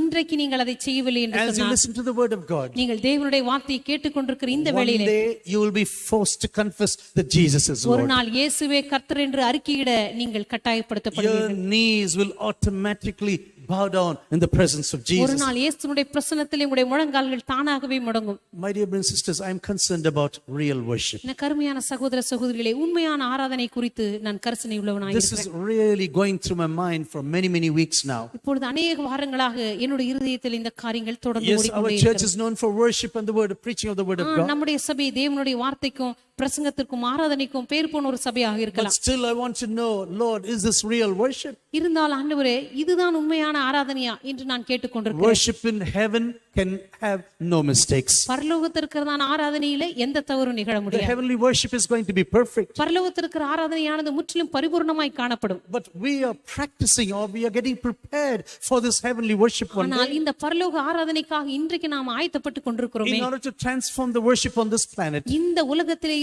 நம்முடைய ஆராதனை நாம் மறுரூபமாக்க we முடியாது. have to look into the worship in heaven today. நம்முடைய ஆராதனை மறுரூபமாக்க முடியாது. பரலோகத்தினுடைய ஆராதனை நாம் நோக்கி பார்த்தாக Because வேண்டும். the worship in heaven is going to be our model. ஏனென்றால் பரலோகத்தில் இருக்கிற ஆராதனை தான் நமக்கு முன்மாதிரியாக You இருக்கிறது. know, one day I was very sad some years ago. ஒரு நாள் சில வருடங்களுக்கு முன்பாக நான் மிகவும் வருத்தத்தோடு இருந்தேன். I said, Lord, even standing 6 hours, 7 hours on Sunday, my legs is so painful. ஆண்டவரே, ஞாயிற்றுக்கிழமை 6 மணி நேரம் 7 மணி நேரம் நிற்கிறது என் கால்களுக்கு அவ்வளவு வலியை கொடுக்கிறது என்று How am I நினைத்துக் going to stand all through eternity to worship you? எப்படி போய் நித்தியமா நின்று கொண்டு உம்மை ஆராதிப்பது? 24 hours, 7 days a week. வாரம் முழுவதும் 24 மணி நேரமும் Every year, eternally, thousands and thousands of years. ஆயிரக்கணக்கான வருடங்கள் உம்முடைய பிரசன்னத்துக்கு முன்பாக நின்று கொண்டு உம்மை ஆராதிப்பது. Don't worry, we are going to not worship God with this body. தயவு செய்து கவலைப்படாதீங்க. இந்த சரீரத்தோடு கூட நம்ம தேவனை ஆராதிக்க We போகிறோம். are going to worship with the resurrected body. உயிர்த்தெழுதலின் சரீரத்தோடு கூட தான் நான் இயேசுவை ஆராதிக்க And that's the போறேன். reason why we can worship and worship and worship incessantly in the presence of இந்த God. காரணத்தினால் தான் இடைவிடாமல் நாம் தேவனை தொடர்ந்து ஆராதித்துக் கொண்டே இருக்க முடியும். I tell you, worship is not a performance. ஆராதனை என்று சொல்லும் பொழுது இது நம்முடைய திறமையை வெளிப்படுத்துகிற ஒரு இடம் அல்ல. When you sing well, when you play your music instruments well, நீங்க நல்லா பாடும் பொழுது, நன்றாக ஒரு இசைக்கருவியை வாசிக்கும் பொழுது, when in the world you conduct concerts, இந்த உலகத்துல நீங்க ஏதோ ஒரு இசை விழாவை நடத்தும் பொழுது, then you are concerned much about your own abilities. அந்த நேரத்தில் எப்பொழுதுமே உங்களுடைய சொந்த திறமை அதிகமாக காட்ட வேண்டும் என்று You நினைப்பீர்கள். want to be better than anyone else who's playing the same instrument. அதே இசைக்கருவி வாசிக்கிற எவரை காட்டிலும் நான் சிறப்பாக வாசிக்க வேண்டும் என்று நினைப்பீர்கள். But when you come to the presence of God, ஆனால் தேவ பிரசன்னத்துக்கு நீங்க வரும் பொழுது it's not about performance. அது ஒருபோதும் உங்களுடைய திறமையை வெளிப்படுத்துகிற ஒரு இடம் அல்ல. It's about coming into the presence of God. அது தேவ பிரசன்னத்துக்கு வருகிறதான ஒரு It's இடம். all about leading other people into the presence of God. மற்ற ஜனங்களை தேவ பிரசன்னத்துக்கு நேராக வழி நடத்துகிற ஒரு நேரம். It's a time when the throne of God descends amongst you. தேவனுடைய சிங்காசனம் நம்ம மத்தியில இறங்கி வருகிறதான ஒரு நேரம். And it's so important where we really concentrate during the time of praise and worship. நம்முடைய துதி ஆராதனையின் வேளையிலே எந்த இடத்திலே நம்முடைய நினைவுகளை நாம் வைத்திருக்கிறோம் என்பது மிக மிக முக்கியமான காரியம். I have seen wonderful musicians who have nothing to do with worship. ஆராதனையிலே எந்த விதத்திலும் பிரயோஜனப்படாத அற்புதமான இசைக்கலைஞர்களை நான் பார்த்திருக்கிறேன். Some years ago, one brother came to me. சில வருடங்களுக்கு முன்பாக ஒரு சகோதரர் என்னிடத்தில் வந்தார். We were looking for a keyboarder. அந்த நாட்களிலே கீபோர்டு வாசிக்கக்கூடிய ஒரு நபரை தேடிக்கொண்டிருந்தோம். Actually, he was from Trichy. அவர் திருச்சியிலிருந்து தான் வந்திருந்தார். He said, Pastor, don't worry. அவர் சொன்னார், பாஸ்டர் நீங்க ஒன்றும் கவலைப்படாதீங்க, You give me 1,500 rupees on Sundays. ஞாயிற்றுக்கிழமைக்கு 1500 ரூபாய் கொடுங்க. சும்மா வெளுத்து கட்டிடுவேன். That's what he said. அவர் இப்படிதான் சொன்னார். என்ன கொஞ்சம் அப்பப்போ தண்ணி போடுவான், அவ்வளவுதான். Don't mind about that. That's what he told me. அதை பத்தி கவலைப்படாதீங்கன்னு சொன்னார். வெளுத்து கட்டிடுவான் பாஸ்டர். You'll be astonished. நீங்க அதை பத்தி பயங்கரமா ஆச்சரியப்படுவீங்க. I said, okay, thank you. You can go. நான் சொன்னேன் ரொம்ப நன்றி, நீங்க போயிட்டு வாங்க. That's what he told me. அப்படிதான் அவர் என்னிடத்துல But சொன்னார். you know, when you come to real worship, நீங்க உண்மையான ஆராதனைக்கு நேராக வரும் பொழுது, if you do not worship Jesus in your heart, நீங்க இயேசுவை உங்களுடைய இருதயத்தில் ஆராதிக்கவில்லை என்று if you're சொன்னார், not touched by the power of the Holy Spirit, பரிசுத்த ஆவியானவருடைய வல்லமையினால் நீங்கள் தொடப்படாமல் இருந்தால், you may be performing, but you are not worshiping. ஒருவேளை நீங்க அற்புதமாக உங்களுடைய செயல் திறமையை காண்பிப்பீர்கள், ஆனா நீங்க ஆண்டவரை ஆராதிக்க மாட்டீங்க. You'll be singing soulful songs, songs of emotion. ஒருவேளை அற்புதமா உணர்ச்சி வசப்பட்ட அழகான பாடல்களை பாடுவீர்கள். Oh, people will be crying sometimes. அப்படியே ஜனங்க உங்க பாடல்களை கேட்கும் பொழுது அழத் துவங்குவார்கள். Oh, then you think God is moving now. God is moving. அதுக்கப்புறம் நீங்க நினைப்பீங்க, ஓ ஆண்டவர் நம்ம மத்தியில அசைவாடுகிறார். Some people come and tell me like this after service. ஒரு சிலர் ஆராதனை முடிஞ்ச என்னிடத்துல வந்து இப்படி சொல்லுவாங்க. Pastor, ரொம்ப presence இருந்துச்சு. Yeah, that's what they come and tell me. அவங்க வந்து இப்படி சொல்லுவாங்க என்னிடத்துல. You know, that means they had goosebumps. That's the meaning of that. Goosebumps னா முடியல நிக்குமே. You know? அதாவது மெய் சிலிர்த்து போற ஒரு அனுபவம் உங்களுக்கு வந்திருக்கு. You know, yeah, மெய் சிலிர்ப்பியா. That's what they experience in the presence of God. தேவ பிரசன்னத்துல அப்படிப்பட்ட ஒரு உணர்வு அவங்களுக்கு வந்திருக்கு. They are weeping, everything is standing up. அவங்க அழுவாங்க, அவங்களுக்கு அப்படியே மெய் சிலிர்க்கக்கூடிய ஒரு அனுபவம். Then you watch their lives after a few days. அதற்கு பிற்பாடு அவங்களுடைய வாழ்க்கையை ஒரு சில நாட்கள் கழித்து உற்று பார்த்தீர்களானால், Nothing has changed. அவங்க வாழ்க்கையில எதுவுமே மாறி இருக்காது. Nothing has been touched. எதுவுமே அவங்க வாழ்க்கையில தொடப்பட்டிருக்காது. Do you know why? ஏன் தெரியுமா? The Spirit of the Lord did not ignite their own spirit. ஏனென்றால் பரிசுத்த ஆவியானவர் அவருடைய சொந்த ஆவியை நம்முடைய ஆவியானவராலே அவர் எழுப்பி விடவில்லை. It's all about emotions. அது எல்லாமே உணர்ச்சி வசப்பட்டு செய்யப்பட்ட காரியங்கள் தான். You know, sometimes you can write some stupid songs but the music is wonderful. சில நேரத்தில் நீங்க பாடல் முட்டாள்தனமா இருக்கலாம், ஆனா அதுக்கு அற்புதமான இசை இருக்கலாம். You know, some years ago, you know, normally Germany is a country of thinkers. That's what சாதாரணமாக people say. ஜெர்மனி தேசத்தை பார்க்கும் பொழுது அவர் நன்றாக சிந்திக்க கூடியவர்கள். This is what other people say. Germany is a country of thinkers. Germany தேசத்தை பொறுத்தவரை அவர்கள் எல்லாமே சிந்தனையாளர்கள் என்று தான் எல்லாருமே சொல்லுவார்கள். But some 35 years ago, ஆனால் 35 வருடங்களுக்கு முன்பாக they had a wave called the modern wave. அவர்களுக்கு ஒரு நவீன அலை என்று சொல்லி ஒன்று வைத்திருந்தார். All the songs were totally stupid. அவங்க பாடுற பாடல்கள் எல்லாமே முற்றிலும் குப்பை தான். But whole of Germany was dancing. ஆனா ஜெர்மனி முழுவதும் அதற்கு நடனம் ஆடிக்கொண்டிருக்காங்க. I don't know whether I can make this for you. உங்களுக்கு இதை செய்ய I will முடியுமா try. தெரியல. One of the songs went like this. ஒரு பாட்டு இப்படி போச்சு. சைக்கிள்ல போறேன் நான் ஓரத்துல போறேன் மூலையில போறேன். This is the song. பாட்டே இதுதான். I tell you, stupid song. I tell you. பாட்டை கேட்டீங்கன்னா ரொம்ப முட்டாள்தனமா இருக்கும். You will never think it came from a country of thinkers. யோசிக்கிற ஒரு தேசத்திலிருந்து இப்படிப்பட்ட பாட்டெல்லாம் வருமா அப்படின்னு நம்ம யோசிப்போம். I'm not joking. This is really true. நான் வந்து விளையாட்டுக்கு சொல்ல உண்மையாகவே இது நடந்தது. Whole of Germany was dancing. Germany முழுவதும் பாத்தீங்கன்னா அந்த பாட்டுக்கு நடனம் But ஆடிக்கொண்டிருப்பாங்க. when you look into the text, stupid fellows. ஆனா அவங்க பாடுகிற அந்த வார்த்தைகளை பாத்தீங்கன்னா முற்றிலும் முட்டாள்தனமானது. You know, sometimes the music can make anything beautiful. சில நேரத்துல எந்த முட்டாள்தனமான பாட்டையும் இசை வந்து மிக அழகாக்கி விடும். The thing what we have to see today ஆனா இன்றைக்கு நாம் பார்க்க வேண்டிய காரியம், has our songs to do anything with the Creator God? நம்ம பாடுகிற பாடல்களுக்கும் இந்த சிருஷ்டிப்பின் தேவனுக்கும் ஏதாவது சம்பந்தம் உண்டா? Does it have any connection with the salvation or the judgment of God? தேவனுடைய இந்த ரட்சிப்புக்கும் தேவனுடைய நியாய தீர்ப்புக்கும் ஏதாவது சம்பந்தம் உண்டா? Or are we always singing about ourselves? I, me, me. அல்லது எப்பொழுதுமே நாங்கள் என்னை குறித்து என்று சொல்லி நம்மை பற்றி என்னை குறித்து என்று சொல்லி எப்பொழுதுமே நம்மை பற்றி பாடிக்கொண்டிருக்கிறோம். I have seen many discussions when it comes to worship. ஆராதனை குறித்து சொல்லும் பொழுது அநேக விவாதங்களை நான் கேட்டிருக்கிறேன். Drums, bass guitar is from the devil. ட்ரம்ஸும் பேஸ் கிட்டாரும் பிசாசுனால வந்த. When I was a youth, people used to tell me. நான் வாலிபனா இருந்த பொழுது இதெல்லாம் பிசாசிடம் இருந்து வந்தது என்று சொல்லுவாங்க. Even my father told me, hey, bass guitar is not good. என்னுடைய அப்பா கூட சொன்னார், பேஸ் கிட்டார் மட்டும் தொடாதப்பா. It is devil will come into the church. அதை நீங்க வாசித்தீங்கன்னா பிசாசு சபைக்குள்ள வந்துரும். Drums must not come, bass guitar must not come. Base guitar வாசிக்க கூடாது, ட்ரம்ஸ் வாசிக்க கூடாது. Veena must be banned forever. வீணை சபைக்குள்ளே வரக்கூடாது. And in some churches they will say, don't be allowed. சில சபையில சொல்லுவாங்க, தயவு செய்து சத்தம் போட்டு பாடாதீங்க. You must be quiet like a library. நீங்க ஒரு நூலகத்தை போல அமைதியா இருந்து You ஜெபிக்கணும். must be quiet like a museum. அது வந்து ஒரு மியூசியத்தை போல அமைதியா இருந்து ஜெபிக்கணும். Have you seen people coming inside sometimes into the church? சபைக்குள்ள ஜனங்க வரதை பார்த்திருக்கீங்களா? Immediately after they enter the lobby, அவங்க உள்ள அந்த வெளிவாயிலுக்கு வர வரைக்கும் நல்லா தான் இருப்பாங்க. then they will have a spiritual voice. அதுக்கப்புறம் பாத்தீங்கன்னா ஒரு ஆவிக்குரிய குரல் வந்துடும். Good evening, sister. மாலை வணக்கம் சகோதரி. Yes, saree is wonderful. உங்க புடவை ரொம்ப அழகா இருக்கு.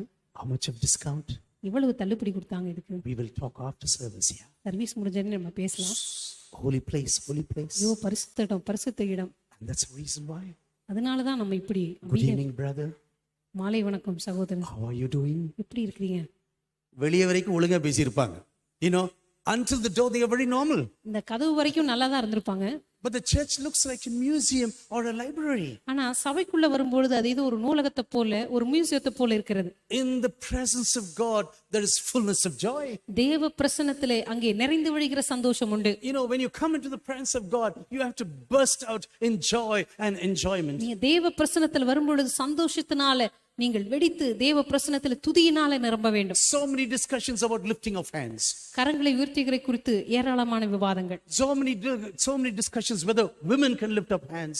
சகோதரிகள் கரத்தை உயர்த்தலாமா வேண்டாமா அதை குறித்து விவாதங்கள். If you have a boy and a girl at home, உங்க வீட்ல ஒரு பையனும் ஒரு பெண்ணும் உங்களுக்கு இருந்தால், do they treat you differently or even meet you or greet you differently when you come back after many days? ஒருவேளை அநேக நாட்கள் கழித்து நீங்க வீட்டுக்கு வருவீங்கன்னு சொன்னா, பெற்றோர்களாக உங்களை பார்த்து அந்த பிள்ளைகள் ஓடி வரும் பொழுது பையனும் பெண்ணும் வேறு விதமாக நடந்து கொள்கிறார்கள். The girl doesn't say like this.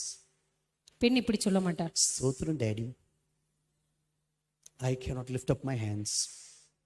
Stotram daddy. ஸ்தோத்திரப்பா, நான் பெண்ணா இருக்கிறதுனால கையை உயர்த்த முடியாது And the உங்களுக்கு. boys, Papa! That's what he says. So பையன் வந்து அப்பா என்று சொல்லி ஓடி வரும் பொழுது Normally both of them greet the father in the same way. சாதாரணமாக பெண் குழந்தையோ ஆண் குழந்தையோ இரண்டு பேருமே அப்பாவை பார்க்கும் பொழுது ஒரே போலதான் நடந்து கொள்கிறார்கள். You know, unfortunately in the Tamil Bible, துரதிர்ஷ்டவசமாக தமிழ் வேதாகமத்தில் I've told you this many times. இந்த அநேக முறை நான் சொல்லியிருக்கிறேன். There are real mistakes. அங்கே உண்மையாகவே சில மொழிபெயர்ப்பு தவறுகள் உண்டு. One of the gravest mistakes in the Bible, Tamil Bible, இருக்கிறதான தமிழ் வேதாகமத்தினுடைய மிகப்பெரிய தவறு, that they brought caste, the word caste, into the Tamil Bible. ஜாதி என்கிறதான வார்த்தையை தமிழ் வேதாகமத்திலே மொழிபெயர்த்து It வைத்தது. is never there in the Bible. வேதாகமத்திலே ஒருபோதும் அது சொல்லப்படவே இல்லை. It is a translation mistake. அது வந்து மொழிபெயர்ப்பு தவறு. But now we say, oh yeah, that's there even in the Bible. நம்ம சொல்றோம் ஜாதின்ற வார்த்தை பைபிள்லயே இருக்குதே என்று. I got into a real battle with one pastor one day. ஒரு போதகரோடு கூட எனக்கு உண்மையாக ஒரு பிரச்சனை வந்து விட்டது. In the midst of a village, ஒரு marriage. ஒரு திருமணத்தின் மத்தியிலே I said, Pastor, if you don't know the Bible completely, don't speak about this. நான் சொன்னேன், பாஸ்டர் உங்களுக்கு வேதாகம் முழுமையா தெரியலன்னா தயவு செய்து பேசாதீங்க. There was a real argument. அங்க உண்மையான ஒரு வாக்குவாதம் வந்து விட்டது. And one of the words that is not, one of the things that is not there, அங்க இல்லாத ஒரு காரியம் the folding of hands. கரங்களை கூப்புவது. That's not there in the Bible. கரங்களை கூப்புவதை குறித்து வேதத்தில் எங்கேயுமே நீங்க பார்க்க முடியாது. Actually, when you go into German churches, old cathedrals, you will understand this. ஒருவேளை ஜெர்மன் தேசத்துல பழைய ஆலயங்களுக்கு நீங்க போவீங்க என்று சொன்னால், There was a special place for the king there. அங்கே ராஜ குடும்பத்துக்காக ஒரு தனி இடம் வைக்கப்பட்டிருக்கும். And when the service was over or even before the service, ஆராதனைக்கு முன்பதாகவோ அல்லது ஆராதனை முடிந்த பின்னரோ people used to pray like this. ஜனங்கள் போய் இப்படி கைகளை கூப்பி, Please king, do this for me. ராஜாவே எனக்கு இந்த காரியத்தை செய்து தாரும் என்று சொல்லி அங்கே மன்றாடுவார்கள். This is where the folding of hands came down. இப்படித்தான் இந்த கைகளை கூப்புகிறதான காரியம் வந்து நம்ம நடைமுறைக்கே வந்தது. You know, sometimes this is our own background. சில நேரத்துல நம்முடைய பின்னணியா இருக்கலாம். It may be it's our cultural background. சில நேரங்களில் நம்முடைய கலாச்சாரமா இருக்கலாம். Or it can be even our tradition. சில நேரத்துல அது நம்முடைய பாரம்பரியமா கூட இருக்கலாம். One of the biggest thing that is breaking the church today is tradition. இன்றைக்கு உலகத்திலேயே சபையை உடைத்துக் கொண்டிருக்கிற மிகப்பெரிய காரியம் பாரம்பரியம் It தான். is tying down the church. It's not able to move like Samson at the end of his life. உண்மையாகவே Samson தன்னுடைய வாழ்க்கையினுடைய கடைசியிலே அவன் நகர முடியாதபடி அவனை கட்டி போட்டதை போல இன்றைக்கு பாரம்பரியமானது சபையை கட்டி போட்டிருக்கிறது. This tradition is blinding the church of Jesus. இந்த பாரம்பரியமானது இன்றைக்கு சபையை குருடாக்கி கொண்டிருக்கிறது. Without a vision, we are grinding and nothing is happening. நம்முடைய வாழ்க்கையில எந்த விதமான ஒரு தரிசனம் இல்லாமல் அரைத்தமாவே அரைத்துக் கொண்டிருக்கிறோம். You know the word shachak in the Hebrew language. எபிரேய பாஷையிலே ஷகாக் என்கிறதான இந்த வார்த்தைக்கு It means I am bowing down, falling down before you. தேவ பிரசன்னத்துக்கு முன்பாக நான் பணிந்து குனிவது அல்லது சாஷ்டாங்கமாய் விழுவது. Or the Greek word for worship, proskuneo. அல்லது போஸ்கினியோ என்கிறதான கிரேக்க I வார்த்தை. am kissing your hand, I am kissing your feet. ஆண்டவரே உம்முடைய பாதத்தை முத்தமிடுகிறேன், உமது கரத்தை முத்தமிடுகிறேன். These are the words that have been used for worship. அந்த நாட்களில் ஆராதனைக்கு இப்படிப்பட்ட வார்த்தைகள் தான் பயன்படுத்தப்பட்டிருக்கிறது. I fall down before you. ஆண்டவரே உமக்கு முன்பாக நான் சாஷ்டாங்கமாய் I'm முத்தமிடுகிறேன். kissing your feet, I'm kissing your hands. ஆண்டவரே உம்முடைய கரத்தை முத்தமிடுகிறேன், உம்முடைய பாதத்தை முத்தமிடுகிறேன். You know, we say all these words, இந்த வார்த்தைகள் எல்லாம் நம்ம சொல்லுவோம், but we'll never do this. ஆனா ஒருபோதும் இதை நம்ம செய்ய மாட்டோம். Have you watched this in the service? நீங்க ஆராதனையை பார்த்திருக்கீங்களா? We tell the greatest lies during the time of praise and worship. இந்த உலகத்திலேயே மிகப்பெரிய பொய்யை நம்ம சொல்லுகிற இடம் ஆராதனை நேரத்துல தான். கரங்களை உயர்த்தி, கரங்களை எங்க உயர்த்துறான்? இப்படி நிப்பான். கரங்களை உயர்த்தி, that's what you'll be singing. So strong மாய் பணிந்து அப்படின்வாரு. That's what he'll be singing. அவர் இப்படிதான் சொல்லி பாடுவார். But his hands are folded. ஆனா அவருடைய கரங்கள் கட்டப்பட்டிருக்கும். You know, my leader whom I had, who really brought me up to ministry. என்னை ஊழியத்திற்கு உண்மையாகவே நடத்தினதான என்னுடைய தலைவர். He trained me. He was like a spiritual father for me. எனக்கு அவர் ஒரு ஆவிக்குரிய தகப்பனை போல உண்மையாகவே என்னை அவர் வழி நடத்தினார். He was so real during the time of praise and worship. ஆராதனை நேரத்துல அவர் அவ்வளவு உண்மையா இருப்பார். In the time when I was new in this ministry, அந்த ஊழியத்துக்கு நான் புதிதாக போன போது we were worshiping. We used to have co-workers meetings in the evenings. அந்த நாட்களிலே மாலை நேரத்திலே எங்களுக்கு உடன் ஊழியர் கூட்டம் இருக்கும். I tell you, heaven will come down. பரலோகம் Heaven used to come down. பரலோகமே இறங்கி வந்தது போல இருக்கும். 2, 3 hours, 4 hours, sometimes we linger in the presence of God. 2-3 மணி நேரங்கள் 4 மணி நேரங்கள் தேவ பிரசன்னத்தில் அப்படியே இருப்போம். He was a wonderful musician, ஒரு அற்புதமான ஒரு இசைக்கலைஞன். but he was real in the presence of God. ஆனா தேவ பிரசன்னத்தில் அவ்வளவு உண்மையாக இருப்பார். Nothing fake about him. அவர் சொல்லுகிறதான எந்த காரியத்திலையும் போலி இருக்காது. One day, the beginning of my time there, suddenly the music stopped. ஒரு நாள் என்னுடைய ஊழியத்தின் ஆரம்பத்தில் அங்க இருக்கும் பொழுது திடீரென்று இசை நின்று போனது. And I said, what's happening to Steve? நான் திடீர்னு ஸ்டீவுக்கு என்ன ஆனது என்று பார்த்தேன். He's lying down. அவர் நேரா அப்படி சாஷ்டாங்கமா விழுந்து கிடந்தார்.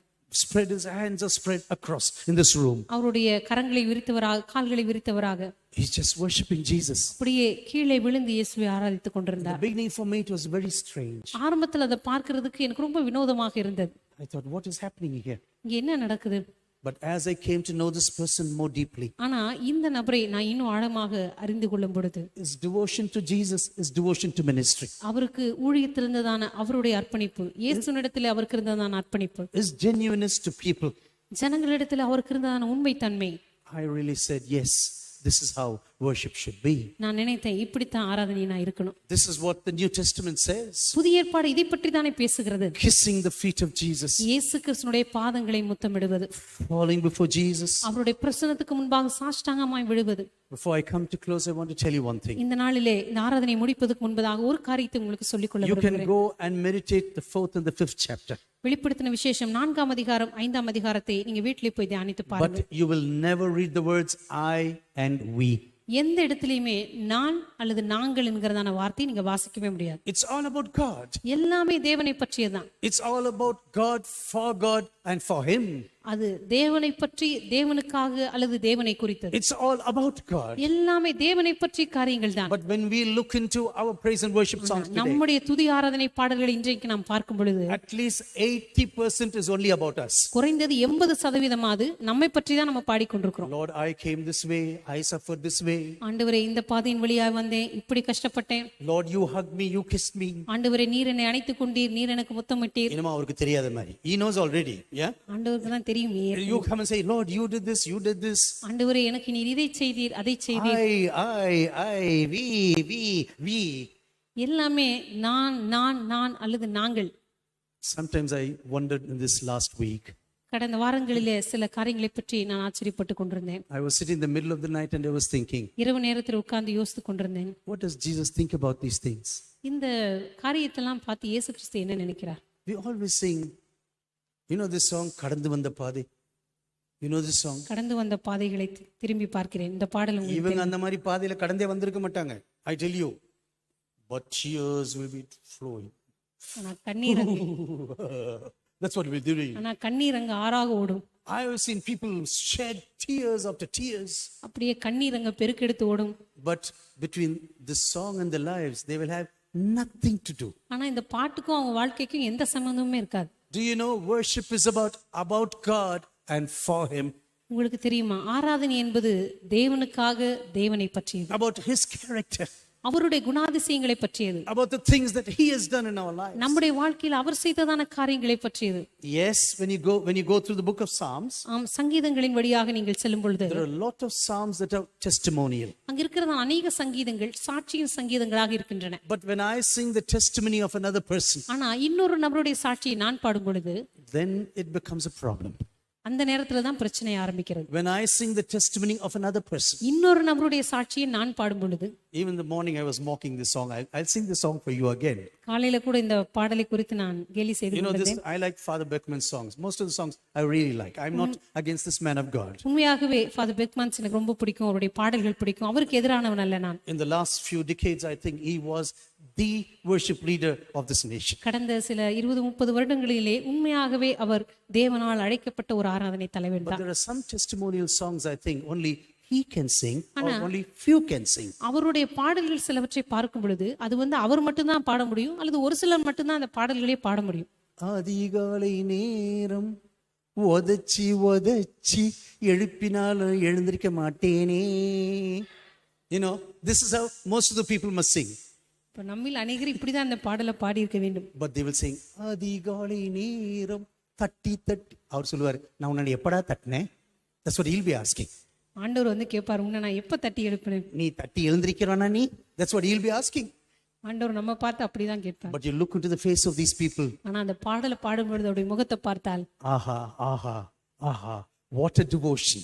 ஐயோ என்ன ஒரு அர்ப்பணிப்பு. பொய் சொல்லும் போது இவ்வளவு devotion.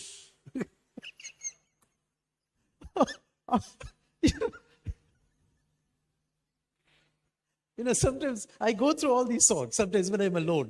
இந்த பாடல் நான் தனியா இருக்கும்போது இப்படிப்பட்ட பாடல்கள் எல்லாம் யோசித்து பார்ப்பேன். I want to ban even my own songs now. I want to even ban my own songs. என்னுடைய சொந்த பாடல்களே ஒரு சில பாடல்களை இனிமே பாடக்கூடாதுன்னு சொல்லிடலாம். I said, this is rubbish. This is rubbish. இதெல்லாம் குப்பை. This is my personal testimony. இது என்னுடைய தனிப்பட்ட சாட்சி.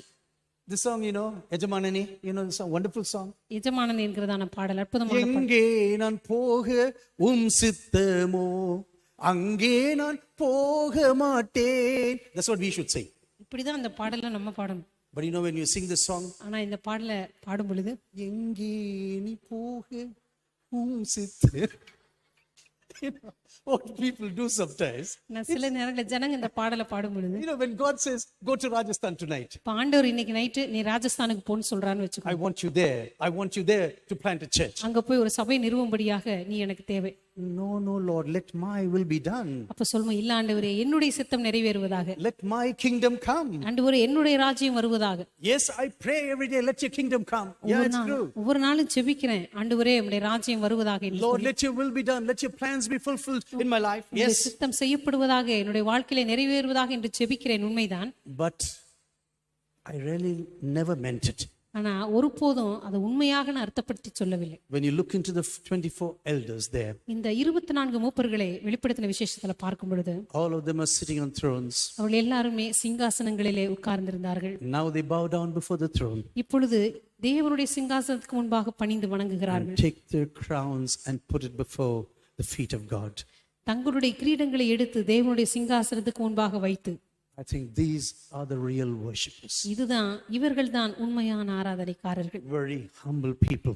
மிகவும் தாழ்மையானவர்கள், Not proud people. அவர்கள் பெருமையானவர்கள் அல்ல. They may have a high background. அவர்களுக்கு ஒருவேளை உயர்ந்த பின்னணி இருந்திருக்கலாம்.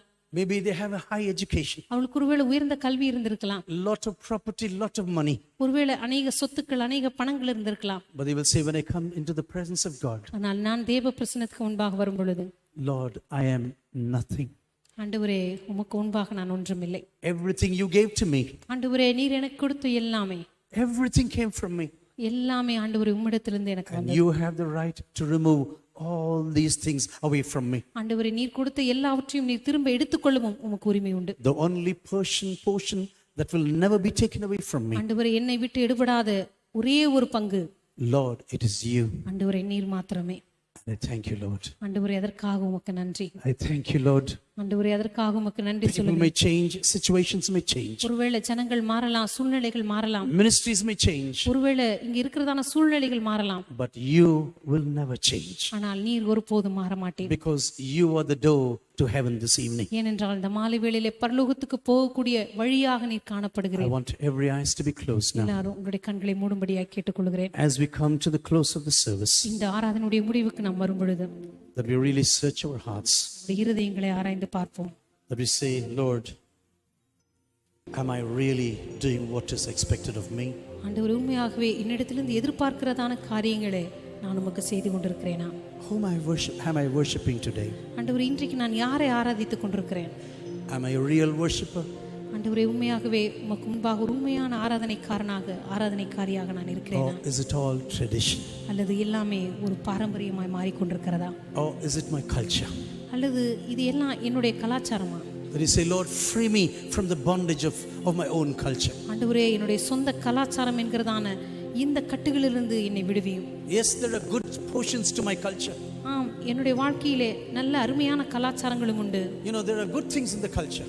நம்முடைய கலாச்சாரங்களிலே நல்ல காரியத்தையும் நீங்க பார்க்கலாம். But any culture that is against biblical culture, ஆனால் வேதாகமத்தினுடைய கலாச்சாரத்துக்கு விரோதமாய் இருக்கிற எந்த கலாச்சாரமும் yes, we have to put aside. அந்த காரியத்தை நிச்சயமாகவே நாம் ஒதுக்கி வைத்து தான் ஆக வேண்டும். Traditions can be wonderful, ஒருவேளை நம்முடைய கலாச்சாரங்கள் அற்புதமானதாக இருக்கலாம். but if your tradition is going to be against biblical tradition, ஆனால் உங்களுடைய சொந்த கலாச்சாரங்கள் வேதாகமத்தினுடைய கலாச்சாரங்களுக்கு எதிரானதாக இருக்கும் you have என்று to say, சொன்னால், Lord, I bring them to the altar right now. ஆண்டவரே அப்படிப்பட்ட என்னுடைய சொந்த கலாச்சாரங்களை என்னுடைய பலிபீடத்துக்கு முன்பாக நான் கொண்டு Any வருகிறேன் என்று culture சொல்லுவோம். that is against my biblical culture, ஆண்டவரே என்னுடைய வேதாகமத்தின் கலாச்சாரத்துக்கு விரோதமாய் இருக்கிற என்னுடைய எந்த சொந்த கலாச்சாரமும், any tradition that is against biblical tradition, ஆண்டவரே வேதத்தினுடைய பாரம்பரியத்துக்கு விரோதமான என்னுடைய எந்த சொந்த பாரம்பரியமும், Lord, I place it on the altar right now. ஆண்டவரே அதை உடைய பலிபீடத்துக்கு முன்பாக இந்த நாளிலே நான் வைக்கிறேன். Let us keep on praying for a few minutes. நாம் சில நிமிடங்கள் ஜெபிக்கலாம்.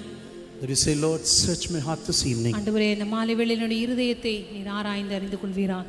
Lord, I want to really be a real worshipper. ஆண்டவரே உண்மையாக உங்களுடைய பிரசன்னத்துக்கு முன்பாக உண்மையான ஒரு ஆராதனைக்காரனாக இருக்க விரும்புகிறேன். I really want to be a real worshipper. ஆண்டவரே உண்மையாகவே ஒரு ஆராதனைக்காரனாக இருக்க விரும்புகிறேன்.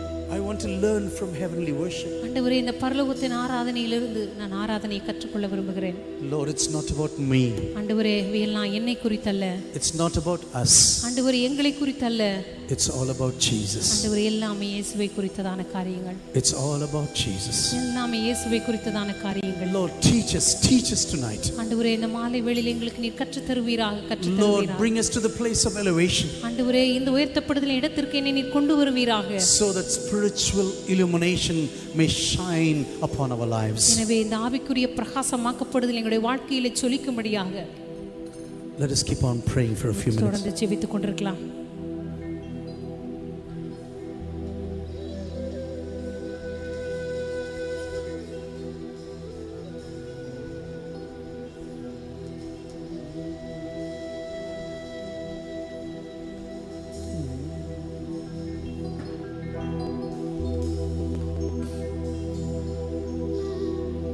அனுதினமும் உம்மில் நான் வளர்ந்திடவே உம் அனுக்கிரகம் தர வேண்டுமே. அனுதினமும் உம்மில் நான் வளர்ந்திடவே உம் அனுக்கிரகம் தர வேண்டுமே.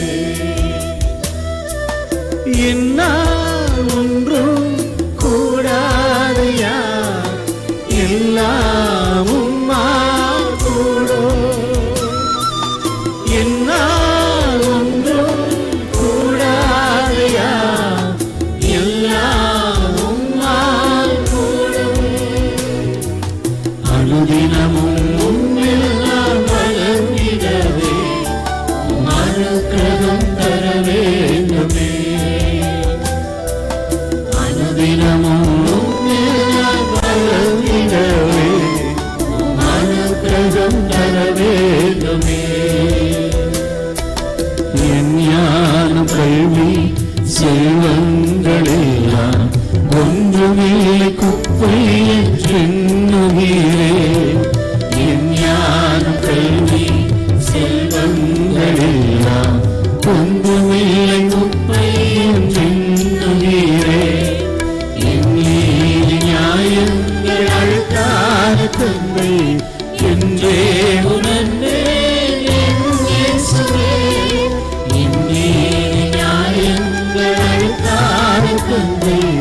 இன்றே உணர்ந்தேன் என் இயேசுவே, அனுதினமும் உம்மில் வளர்ந்திடவே உம் அனுக்கிரகம் தர வேண்டுமே.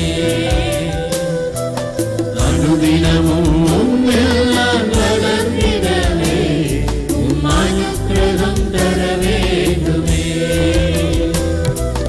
அழைத்தவரே உம்மில் பிழைத்திடவே, அவரியில் உமக்காய் உழைத்திடவே.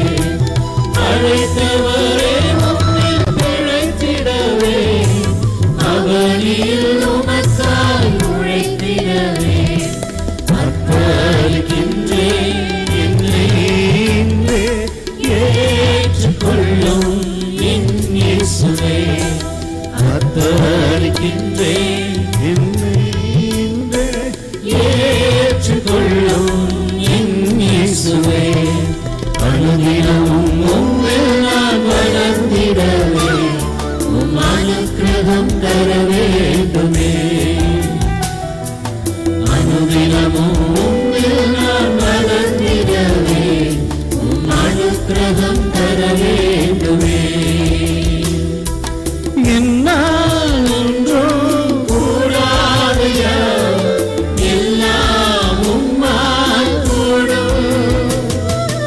என்னால் ஒன்றும் கூடாதையா, எல்லாம் உம்மால் கூடும்.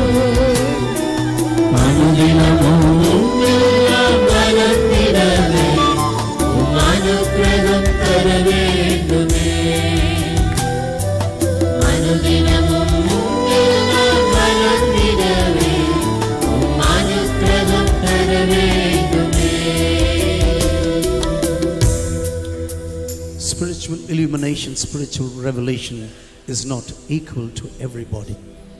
நம்முடைய வாழ்க்கையில் நமக்கு கிடைக்கிறதான ஆவிக்குரிய பிரகாசமாக்கப்படுதல், ஆவிக்குரிய வெளிப்பாடுகள் எல்லாருடைய வாழ்க்கையிலும் ஒரே போல சம்பவிப்பதில்லை. It has to do with your elevation in the presence of God. எந்த அளவுக்கு நீங்க தேவ பிரசன்னத்துக்கு முன்பாக உங்களை உயர்த்துகிறீர்களோ அந்த அளவுக்கு அது உங்களுக்கு கிடைக்கும். Your spiritual illumination, spiritual revelation. உங்களுடைய ஆவிக்குரிய பிரகாசமாக்கப்படுதல், ஆவிக்குரிய வெளிப்பாடுகள். I have seen this. It doesn't happen to everyone at the same time. என்னுடைய வாழ்க்கையை நான் பார்த்த வரைக்கும் எல்லோருக்கும் ஒரே நேரத்திலே அது சம்பவிப்பதில்லை. It is being served food from the refrigerator sometimes. இது சில நேரத்தில் நம்முடைய குளிர்சாதன பெட்டியிலிருந்து எடுக்கப்பட்ட உணவுப் பொருட்களை போல. When you take food out to the freezer, நீங்க குளிர்சாதன பெட்டியிலிருந்து ஒரு பொருளை எடுக்கும் பொழுது sometimes you cannot eat it immediately. சில நேரத்தில் அதை நீங்க உடனே சாப்பிட முடியாது. Just let it be. அதை அப்படியே கொஞ்ச நேரம் வைத்து விட வேண்டும். One day you will eat it. ஒரு நாள் அதை நீங்க சாப்பிடலாம். If it is from the word of God, you will eat it. அது தேவ சமூகத்திலிருந்து தேவ வார்த்தையிலிருந்து வரும் என்று சொன்னால் நிச்சயமாகவே அதை சாப்பிடுவீர்கள். This is why my personal experience. இதுதான் என்னுடைய தனிப்பட்ட அனுபவமாய் காணப்படுகிறது. Lord, I pray for everyone who's here this evening. கர்த்தாவே, இங்க வந்திருக்கிற ஒவ்வொருவருக்காக நான் ஜெபிக்கிறேன். Lord, as we gather into your presence, ஆண்டவரே, உம்முடைய பிரசன்னத்துக்கு முன்பாக நாங்கள் கூடி வந்திருக்கும் பொழுது let us not be tied down by our culture or by our traditions. நம்முடைய கலாச்சாரத்தினாலோ எங்களுடைய பாரம்பரியங்களினாலோ நாங்கள் கட்டப்படாமல் இருக்க எங்களுக்கு உதவி செய்தரணும். Lord, I need to move forward with you. ஆண்டவரே, உம்மோடு கூட நான் தொடர்ந்து முன்னேறி செல்ல விரும்புகிறேன். I want to worship you in truth.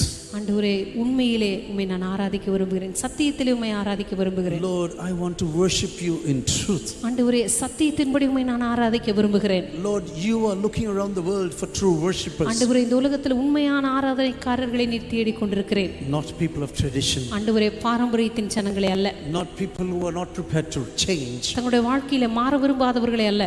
Lord, you are looking for true worshipers. ஆண்டவரே, உண்மையான ஆராதனைக்காரர்களை நீர் தேடிக் And கொண்டிருக்கிறேன். I pray that you make everyone in this congregation a true worshipper. ஆண்டவரே, இங்க வந்திருக்கிற ஒவ்வொரு சபை அங்கத்தினர்களும் உண்மையான ஆராதனைக்காரர்களாய் மாறும்படி நான் ஜெபிக்கிறேன். At the end of the service, இந்த ஆராதனையின் முடிவிலே we want to join together and pray the prayer of the Lord to his disciples in the Tamil language. ஆண்டவராக இயேசு கிறிஸ்து தம்முடைய சீடர்களுக்கு கற்றுக் கொடுத்த ஜெபத்தை எல்லாரும் சேர்ந்து ஜெபிக்கலாம். பரமண்டங்களில் இருக்கிற எங்கள் பிதாவே, உம்முடைய நாமம் பரிசுத்தப்படுவதாக, உம்முடைய ராஜ்யம் வருவதாக, உம்முடைய சித்தம் பரந்த மண்டலத்திலே செய்யப்படுகிறது போல பூமியிலேயும் செய்யப்படுவதாக. எங்களுக்கு வேண்டிய ஆகாரத்தை இன்று எங்களுக்கு தாரும். எங்கள் கடனாளிகளுக்கு நாங்கள் மன்னிக்கிறது போல எங்கள் கடன்களை எங்களுக்கு மன்னியும். எங்களை சோதனைக்குட்பட பண்ணாமல் தீமை நின்று எங்களை ரட்சித்துக் கொள்ளும். ராஜ்யமும் வல்லமையும் மகிமையும் என்றென்றைக்கும் உம்முடையவைகளே. கர்த்தர் உன்னை ஆசீர்வதித்து உன்னை காக்க கடவர். கர்த்தர் தம்முடைய முகத்தை உன்மேல் பிரகாசிக்க பண்ணி உன்மேல் கிருபையாய் இருக்க கடவர். கர்த்தர் தம்முடைய முகத்தை உன்மேல் பிரசன்னமாக்கி உனக்கு சமாதானம் கட்டளையிட கடவர். ஆமீன். எல்லாரும் சேர்ந்து சொல்லுவோம். என் ஆத்மாவே கர்த்தரை ஸ்தோத்திரி.